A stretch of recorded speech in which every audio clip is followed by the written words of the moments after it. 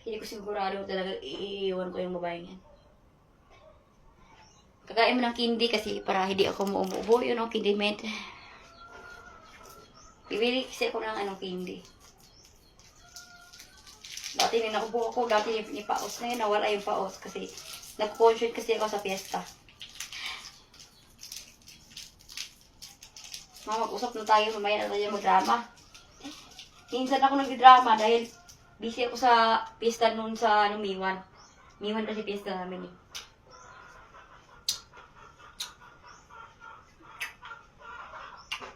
Alam mo yun ha. Alam ko yung guys, mga idol.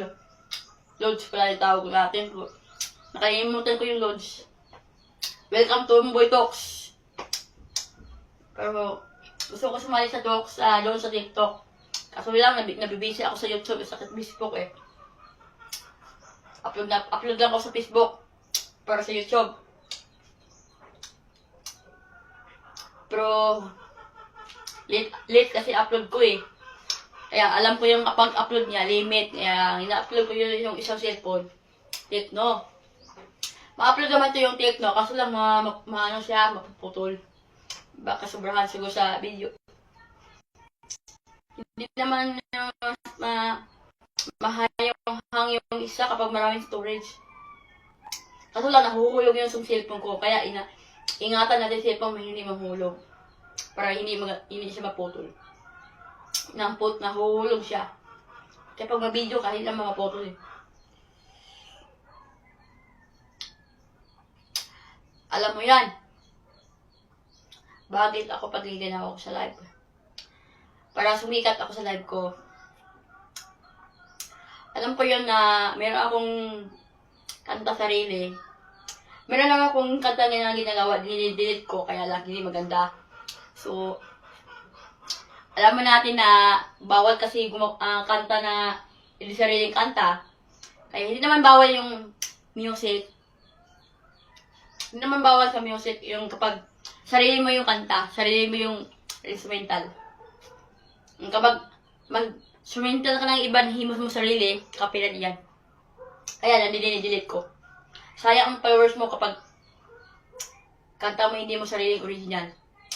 So, gusto ko magawa ng music ni walang copyright.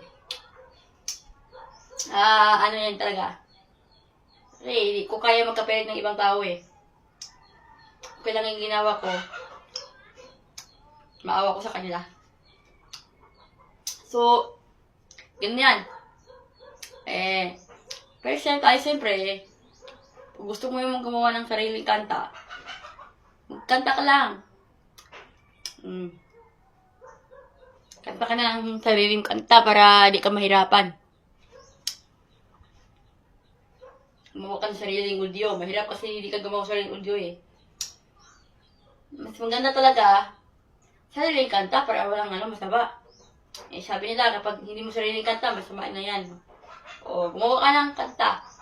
Okay lang yan. Basta gumawa ko ng kanta. So kahapon, maingay kasi yung motor, galit so mga maingay na motor dahil ayaw ko marinig yung motor sa Facebook page kasi baka makapired ako. So hindi naman yata, sinatry ko maingay. Sa TV lang po, hindi pwede. Ano yan? So, sarili naman ko yung sarili naman yung original ko.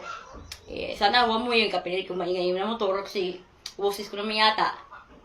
So, sa original ko talaga, kumuha ko ng original na kanta. Na-miss ko yung kanta ko ng tutunay. At saka uminom ka ng kape. So, doon lang sa Facebook page, hanapin mo yun ni Salat, pero hindi ko na kasi, ang dami ko yung kinanta ng inom ka ng kape para hindi umuuhaw. Pero hindi ako naririto kasi ako, nakalimutan kasi ako. Mahirapan ako.